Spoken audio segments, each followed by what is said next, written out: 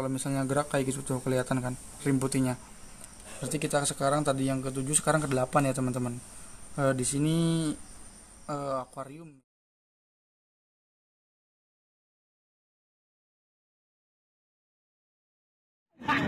Assalamualaikum. Oke bosku, assalamualaikum warahmatullahi wabarakatuh. Jadi di video kali ini kita akan update dari perkembangan si bocil serta pemeliharaan yang kriteria yang salah gitu. Jadi kita lebih baik ke informasi update-nya dulu ya.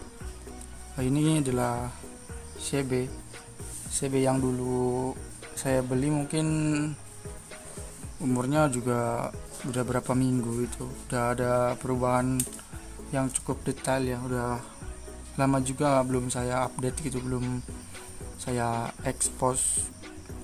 Di sini kita mulai dari perubahan fisik dulu ya.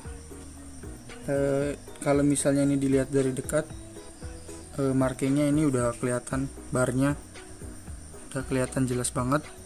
Terus dari segi ukuran mungkin ini sudah ada 5 sentian teman-teman, ini baru real 5 sentian. Terus juga tampak corak batik di atasnya ini udah kelihatan total nih. Terus yang pasti ini semua kalau misalnya teman-teman pelihara dari kecil kayak yang kemarin barengan itu pasti udah muncul rim putihnya seperti ini tuh. Rim putih itu bisa disebut juga tulang muda teman-teman. Update nya nggak terlalu jauh ya, cuma ya kayak gini kabarnya, katanya ada yang mau nyari proses barang gitu, ada yang kemarin mau dimintain spill update nya gitu kan. Nah di sini ikan udah segede gini, udah kelihatan jelas. Cuma ini saya kemarin sempat kasih tahu ke teman-teman sampean, ke teman-teman semuanya gitu yang lihat video saya dari awal, itu dia pakai tank 40-20. Nah tadinya mau dibuat tank kecil 30-20. Nah saya di sini nyoba eksperimen, tapi ya hasilnya minus teman-teman, nggak ada, kalau menurut saya salah gitu. Nanti kita bahas juga faktor-faktor pemeliharaan Auranti CB yang kecil yang salah itu kayak gimana ya. Yang pasti ini contoh dari saya yang salah, jadi jangan ditiru teman-teman. Kemarin saya sempat pakai tank 40-20 ya. Nah di sini saya pakai tank 40-30, jadi lebarnya itu lebar banget di ikan ukuran 3 sentian. Soalnya kemarin di 40-20 itu nggak lama. Terus juga backgroundnya kemarin kan hitam, jadi ke cahaya juga nggak terlalu nyedot gitu ya, nggak terlalu keluar, nggak terlalu terang. Nah, di sini kesalahan yang saya utama itu adalah pakai tank yang besar. Ini yang sekarang alami ini fix dari tank yang besar ini. Efeknya itu ke mentalnya si ikan kurang agresif teman-teman, bahkan jarang flaringnya, dia jarang mau tuh. Dia nggak mager tapi ya kayak orang linglung gitu. Tapi nggak apa-apa, ini buat eksperimen doang teman-teman. Kalau misalnya teman-teman di rumah ada yang pakai 40-30 mental bagus, itu malah lebih baik. Cuma kan ini mah dari nol, dari ukuran 3 cm ini naik 40-30 background putih dengan lampu 30 sentian, jadi full terang banget ini aslinya. Kalau di kamera mungkin agak redup, ini aslinya terang banget. Entah dari mental si ikan takut atau gimana, yang pasti ini contoh dari eksperimen saya yang salah. Tapi nggak apa-apa teman-teman, saya mau lihat seberapa dia bisa memiliki mental gitu, dari ukuran sampai ukuran berapa di tank yang gede, kayak gitu ya teman-teman updateannya kurang lebih. Nah di sini saya juga akan bahas faktor-faktor yang salah untuk si Auranti pemeliharaan bocil ini teman-teman. Yang pertama kita bahas itu dari airnya teman-teman. Air itu yang utama ya, kalau misalnya teman-teman pelihara ikan seperti ini, apalagi WC ukuran kecil, itu ini kan yang lagi dibahas treatment WC yang kecil gitu kan pemeliharaannya. Ibaratnya jangan biarkan air kalian kotor, apalagi sampai lama tidak diganti, karena ikan Auranti itu lebih bagus airnya jernih atau selalu terkontrol kualitasnya gitu ya. Jadi kalau misalnya untuk rekomendasi penggantiannya itu kalau menurut saya itu opsional teman-teman. Jadi kalau misalnya air terlihat kotor, banyak kotoran yang menggumpal di pojok kayak yang itu tuh, itu saya langsung kuras teman-teman. Meskipun ukuran kecil kayak gini saya disamain kurasnya. Ya bisa direkomendasikan seminggu sekali, jangan setiap hari gitu ya. Itu dari air, karena air itu yang utama, kebersihan adalah yang utama. Memelihara ikan juga itu adalah memelihara air utamanya. Yang kedua itu kebersihan kaca di depan teman-teman. Kaca yang di depan apa di belakang itu sama aja, karena ya itu kan dapat tumbuh lumut ya. Kalau misalnya teman-teman kecil kayak gini mending digosok, jadi dia bakterinya juga nanti hilang, ikan tetap sehat kayak gitu teman-teman. Kadang-kadang kan ada yang di sana didiemin tuh. Kalau menurut saya mah masih kecil mah mending digosok. Kalau gede kan kadang-kadang ada yang buat momentumnya bagus tuh, kayak lebih keramat, kayak serem gitu ya. Kalau kecil mah mending digosok aja, itu kalau lama, kalau sampai lumutan gitu. Terus pasir yang kayak gini nih kalau menurut saya opsional juga ya, tapi rekomendasi sih mending pakai teman-teman. Kalau misalnya teman-teman nggak pakai air, nanti untuk ngendap kotoran dan bakterinya di mana gitu kan.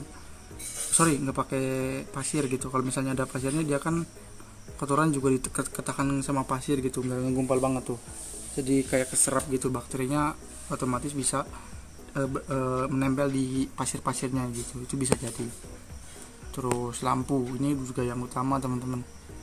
Lampu kalau menurut saya sih gunakan seperlunya aja ya, tidak kalau misalnya ikan nggak dilihat kayak gini teman-teman, nggak usah pakai lampu. Pas dilihat itu pakai lampu aja. Tapi kalau misalnya ditinggal kerja itu juga mending dimatiin. Soalnya kan buat si ikan juga supaya istirahat, terus juga intinya lebih adem, dia nggak terlalu terang banget gitu, nggak terlalu kebiasa terang, mending diademin sesekali gitu. Terus juga ke lampunya juga lebih hemat gitu. Itu nggak beda jauh sama penghematan energi lah. Tapi juga lebih, kalau misalnya sering dipademin sih kan juga ngerasa lebih nggak terlalu stres karena terang banget gitu.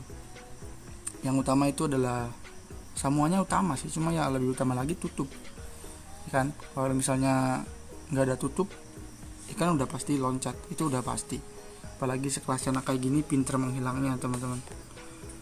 Nah misalnya tutup, kita bisa gunakan tutup yang bagus, misal dari kaca itu bagus, terus bahan fiber, kardus, kalau menurut saya itu bagus. Jadi cari yang full semua, biar nanti si ikan kalau misalnya pas loncat dia nggak nyundul. Contohnya kalau misalnya pakai benrat itu kan besi itu bolongnya kayak gitu. Nah ikan ukuran segini bisa nyeplos, dalam arti intinya ukurannya kecil bisa melorot gitu lah. Cuma itu nyeplos itu bahasa Sunda teman-teman.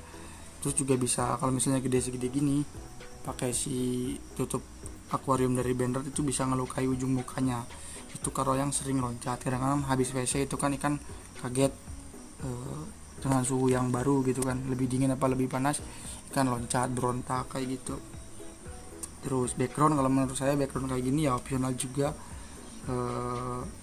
Kalau masih kecil beda background, kalau misalnya udah gede kayak gini, kalau menurut saya kalau beda background itu beda warna doang, lebih putih kayak gini combo hitam, si ikan lebih cerah kalau menurut saya. Tapi kan perbedaan orang masing-masing tuh, ada yang oke, ada yang enggak gitu kan.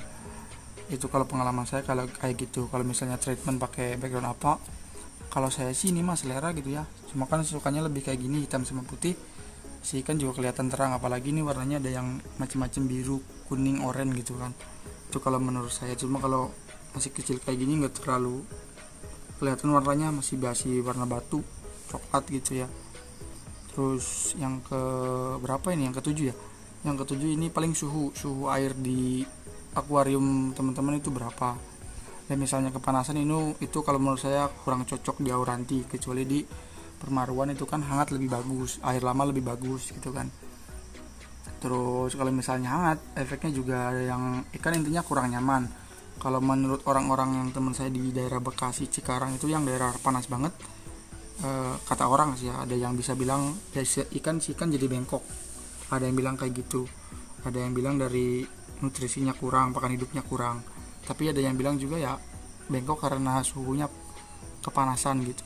Nah, antisipasinya bisa ada yang pakai kipas aquascape dari atas, terus ada yang pakai kipas dari depan, ada yang pakai es batu, banyak. Tadi kalau saya pakainya tutupnya kayak gini ya, ini nggak tahu bahan apa, intinya kayak yang buat di poster gini tuh. Kalau misalnya gerak kayak gitu tuh kelihatan kan rim putihnya. Berarti kita sekarang tadi yang ke-7, sekarang ke-8 ya teman-teman. Di sini akuarium yang akan saya bahas, ukuran akuarium panjang dan lebar gitu ya. Kalau misalnya teman-teman masih ikan di ukuran under, di bawah 2-8 cm lah, ini taruh yang enak ya, itu bisa ditaruh tank soliter atau maksimal di tank ukuran 30-20 kalau menurut saya. Soalnya kalau 40-30 ini termasuknya lebar banget teman-teman. Jadi minusnya itu nanti mentalnya lama. Ya ikan aktif tapi ya kayak kebebasan ruang geraknya itu terlalu gede gitu, itu juga tumbuh mentalnya sulit teman-teman. Tapi ini buat eksperimen saya aja, jangan ditiru ya. Kalau misalnya ada yang 40-30 bagus, tapi itu harus dari ukuran 2 cm ya, berarti jos. Kalau misalnya di ukuran 5 cm udah gacor, di ukuran tank di bawah 40-30 atau 32 itu udah banter, ditaruh sini bagus, itu kan bukan dari 40-30 dari awal gitu kan. Dari awalnya 30-20 cuma udah jadi ke 40-30, itu aman-aman aja sih. Itu kalau menurut saya. Terus juga teman-teman kalau misalnya mau tahan ukuran, itu bisa di ukuran 30-20, itu 30-20 masih bisa buat ikan ukuran 15 cm itu masih bisa teman-teman. Tahan size itu masih bisa. Banyak kok yang pakai ukuran-ukuran kecil, jadi biar si ikan nggak terlalu cepat gede, dia ngepusnya ke pertumbuhan finnya. Itu ya kalau yang misalnya bakatnya bagus teman-teman. Nah yang ke-9 ini ya kurang lebihnya kalau menurut saya sih pakan ya.